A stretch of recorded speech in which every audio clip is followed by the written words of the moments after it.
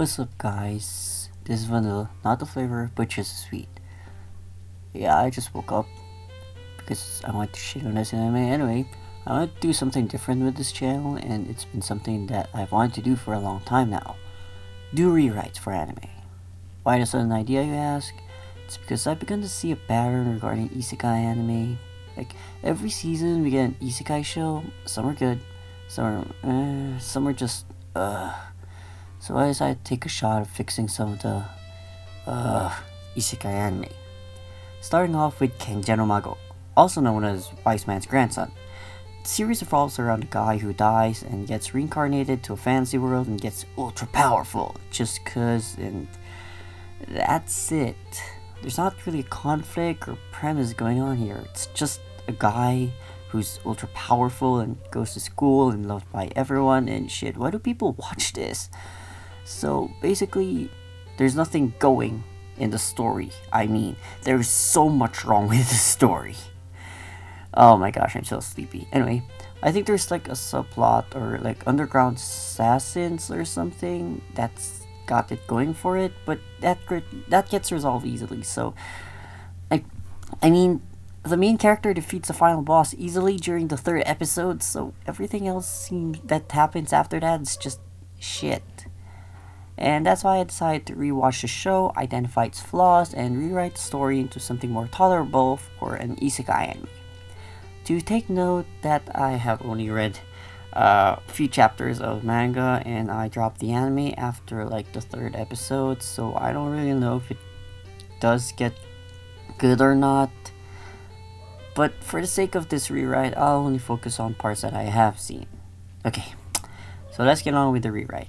Oh, but before that, I need to explain some rules that needed to be followed in this rewrite, because without these rules, this would just be a fan fiction done by a 12-year-old or something. So yeah, here are the rules. So first rule, the rewrite will encompass episode 1 to 3 and nothing beyond. So no episode 0, no episode 4, 5, 6, just, we're going with the 3-episode rule. Next would be, the characters will not be added or removed. Character personalities, however, may be modified.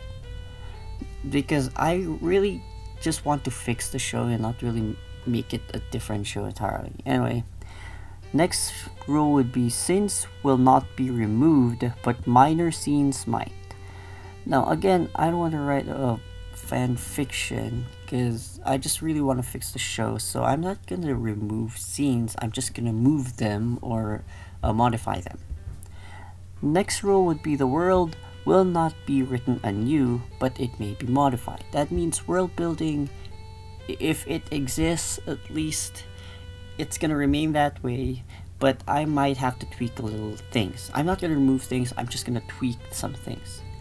And final rule, the most important rule, don't at me. So without further ado, let's get started with the first episode.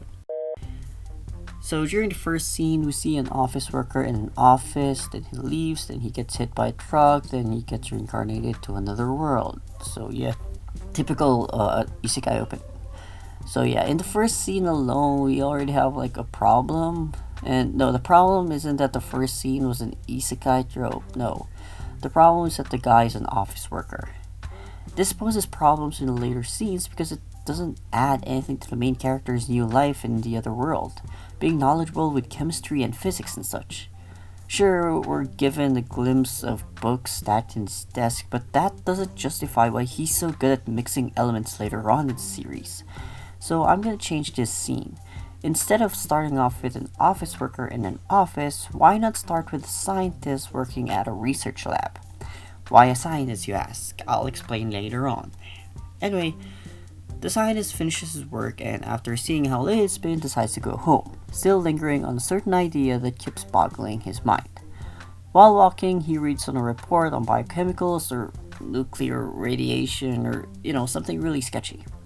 And then as he was crossing the street, a speeding truck hits him, and then we cut to a scene where the main character opens his eyes. Then everything proceeds as normal. The wise man finds a baby, raises him as his own, grows up to be a cocky kid, etc., etc. Even the part where the MC says that he can remember his previous life but can't remember how he died, because that's going to be important later on, so we're going to keep that. Same with the fact that he was talented with magic and such, because that, again, that's going to be important. One thing I will change is the conversation between Merlin, the grandpa, and the main character. So everything goes the same up until Merlin mentions demons and how humans can also be demons. Here's how I would write the rest. Instead of laughing and ask how Merlin was a great hero after defeating many demons, he goes silent for a while and says, "Well, it wasn't all fun and games. Sometimes, even heroes have to make great sacrifices." "Huh? What do you mean, Grandpa?" He turns to his grandson and smiles. "Oh, nothing to worry about. Just an old man talking to himself." Huh. So then Merlin teaches DMC the echolocation magic thing. Yeah, that one. So yada yada yada, he sees a demon boar thing, yada yada yada. He fights it, and here's another thing I want to change. In the original, when DMC fights, he uses an ultrasonic vibration sword thing. Yeah, I'm really trying to make sense of all this, so bear with me. And easily beats the demon. The conflict is easily resolved in this way. It doesn't show any improvement on his part. It's such a waste to let that opportunity go too, because, yeah, I just want to really tweak this scene. So the MC still rushes to a demon, but it blocks the attack, and he's thrown to the ground. I forgot what the MC's name is. You know, for now I'll just call him Bob. I can't really think right now, I'm too sleepy. So anyway, "Bob," says Merlin, "stand back, it's dangerous." "I can do it, I'm strong." Then the demon attempts to crush Bob, but Merlin saves him in the nick of time. "We have to go." "But I can beat him." "You're not strong enough yet," Merlin shouts. As a reckless kid that he is, he leaves Merlin's arms and grabs the sword that he dropped. Merlin grabs it again, and then Bob drops the sword. The sword vibrates on the ground, and Bob gets a flashback. Something about how vibrations give off more energy when hit by something with the same wavelength or some shit like that. I don't know, I'm no scientist. But I want to add this because it would make more sense for his previous life as a scientist to come back to him and help him in his time of need. Anyway, that's when he gets the idea for the vibration sword thingy. So again, he lets go of Merlin's grabs the sword, hits it on flat side to make vibrations and shit. I don't know, I'm no scientist. Applies magic, and boom, vibration sword. Merlin looks in awe as he sees his grandson make such an advanced form of magic. Then the fight goes on as normal until the demon is slain. Now, just before we celebrate their victory, the demon head faces Bob. Now Bob does the same. As the sad head disappears, it gives out one last plea. "I'm sorry." This shocks Bob because it was the first time he's seen a demon and it could speak. All this time, Merlin kept telling him that demons are evil creatures and such. But when Bob heard the demon ask for help, that's when his perspective of demons started to crumble. Not majorly, but at least there's a hint. And this is crucial as it foreshadows our new made-up theme of the story, grey morality. Now, if there's one thing that this series is lacking majorly, it's an overlying theme. Like, seriously, you don't see the point of the main character being transferred to another world or why he was transported there to begin with. He starts off in modded version and ends up in modded version. And it's not impossible to weave a theme in an isekai show. I mean, the Rising of the Shield Hero is about redeeming yourself even when everyone is against you. Slime Isekai, or Tensei Shitara Slime Dattaken, shows that even as a lonely being, you can still do great things. Heck, MILF Isekai, or Tsujo Kogeki, it's a too long title, I don't know, is about familial relationships and strengthening the bond between mother and son. So this show, Kenja no Mago, has nothing going on with it. The only message I can relay would be that everything will always go your way, only if you were born perfect. That's not a good message to convey. So for the sake of this rewrite, I'm gonna include the theme. Humans are grey beings, not pure black, not pure white.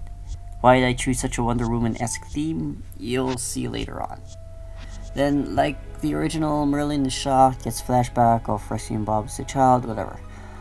The conversation they have afterwards, however, I will have to add some things because, we have to fit the new situation. So anyway, Bob runs to Merlin and says, "So I did a good job?" Oh yes. "Hey Gramps, I just heard the demon talk. Did you hear it?" Merlin was surprised as if a secret has just been exposed, but he kept it hidden as much as he could and replied, It was just your imagination. Then Merlin turns to the corpse and says, whatever. Then he asks Bob who is able to make the vibration sword thing. He brushes it off, and it's, next to the next scene, I guess.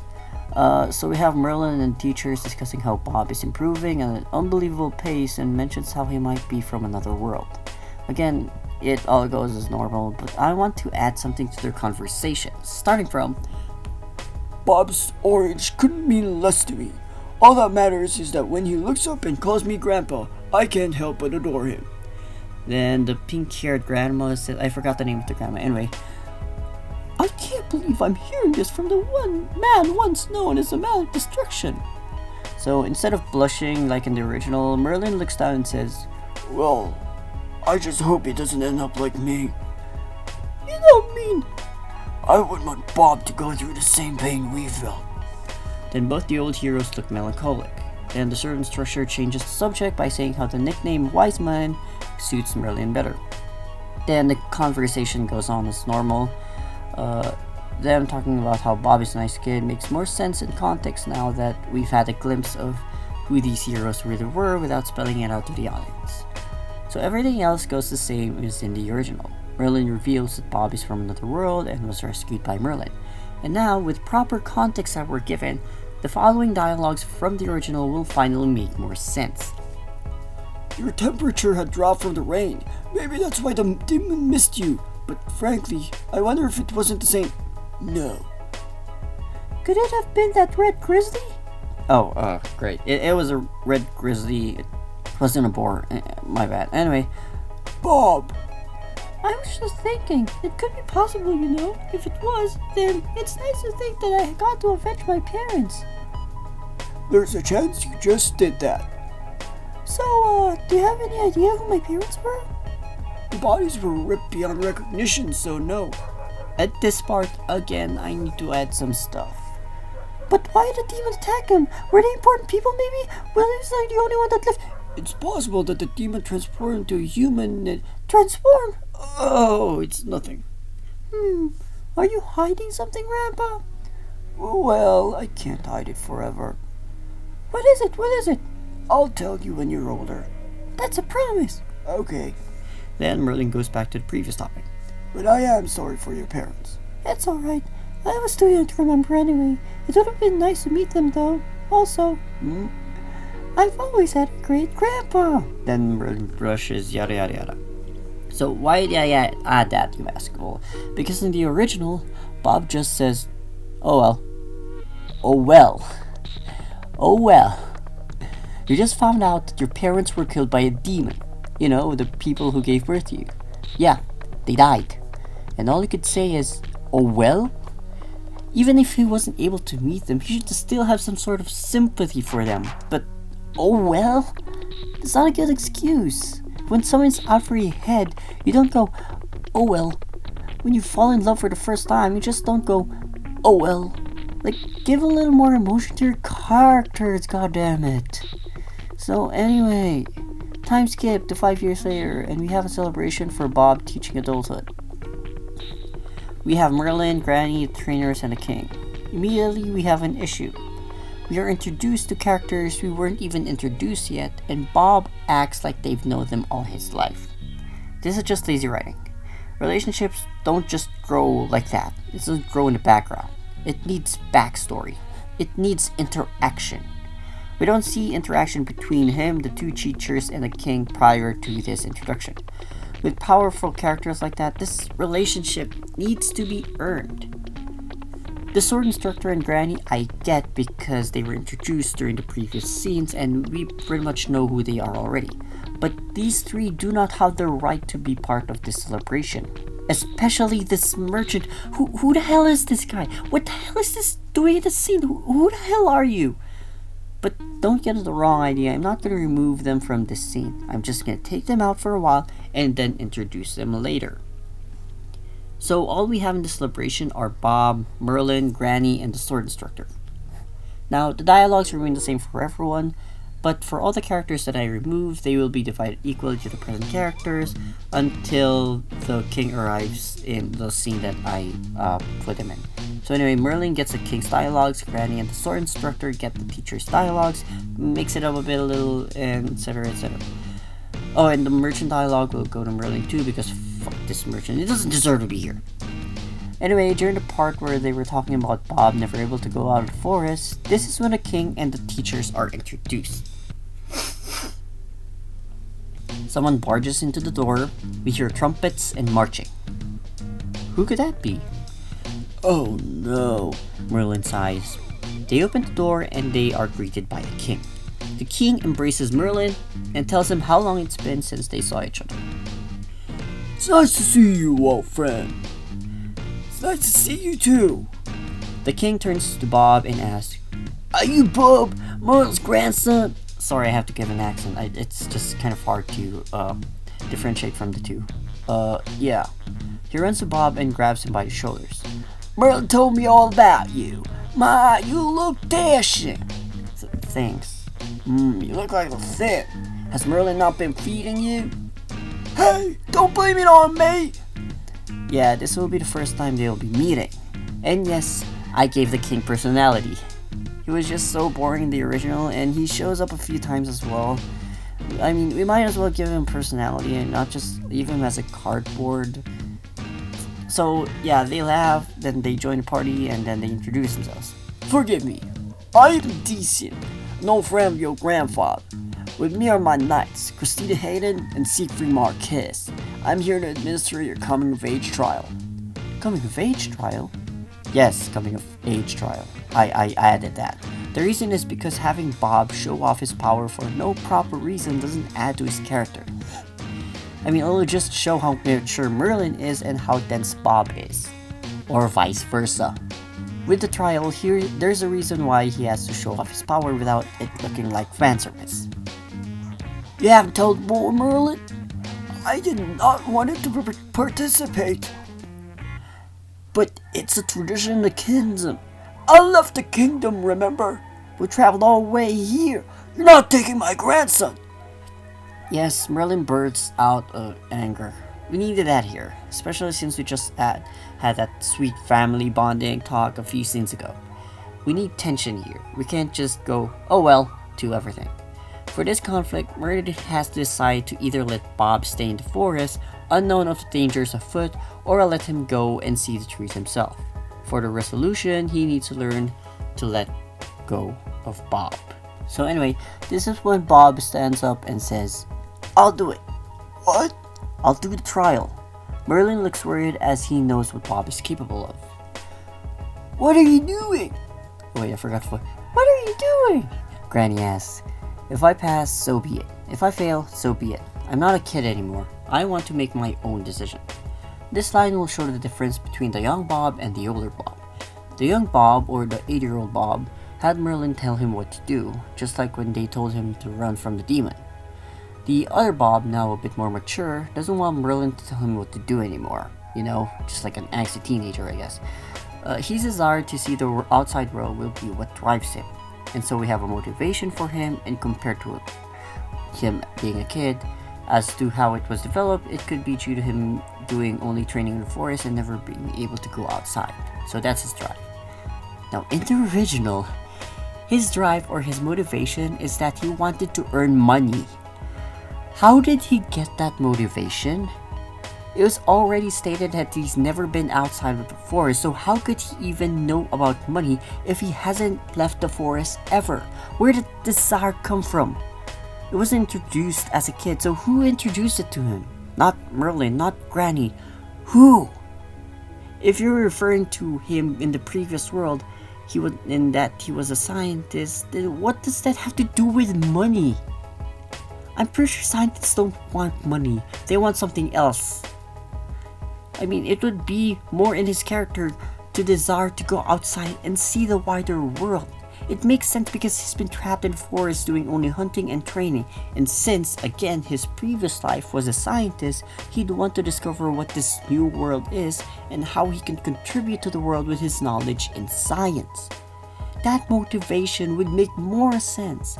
Money comes after, once you've gone outside. So Bob decides to do the trials. They'll tell him to hit a target using any means. And I'm just making this up as I go, mixes magic with science, because this is anime logic. But just as he was casting the spell, the elements that he was thinking of suddenly reminded him of an experiment he did during his previous life. Something about nuclear or biochemical thing, I guess. And that messes up his spell by almost stating the composition of an atomic bomb or something and added it to his cast.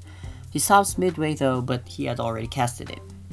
A big explosion happens, they're all shocked, and pretty much the same dialogue happens all throughout. Only this time, Bob is less happy and more confused.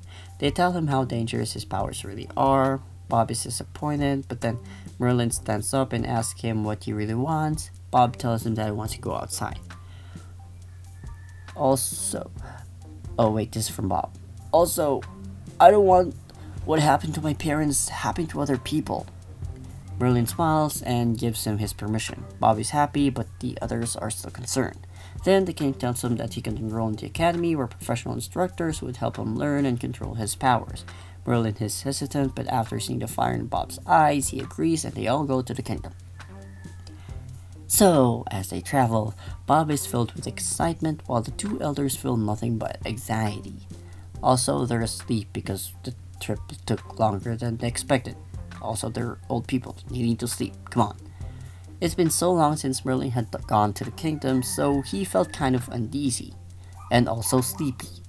Now here's where I change things at a large scale. As they enter, they won't be met with people swarming to see the great hero.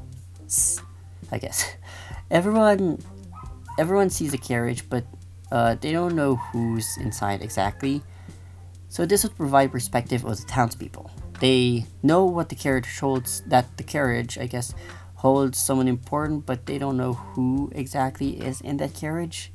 Then we hear whispers and such around the crowd, and it would create more of a world building thing.